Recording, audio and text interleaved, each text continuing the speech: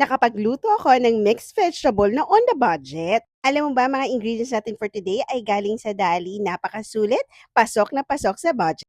Etong tofu natin, slice ko lang yan into cubes at pinirito ko na rin yan. Pwede naman kayong bumili niyan sa palengke, alam kong mas mura yon. Once naluto, sinet aside ko lang yan. In the same pan, naglagay ako dyan ng margarine at niluto ko na rin yung bawang at sibuyas. Eto, bago 'to, meron na palang California mixed vegetable sa Dali. At alam niyo bang 108 lang 'yan. Kumpleto na 'yan, may cauliflower, may carrots, at may broccoli. Kalahati lang niluto ko kasi sobrang dami niya. Alam niyo ba na napakasulit niyan kasi yung cauliflower at yung broccoli, medyo may kamahalan 'yan. Nung na-half cook yung gulay natin, nilagay ko na rin yung tofu at etong butter. Nakuha ko nga lang yan sa eroplano kasi sayang naman kung itatapon nila, di ba?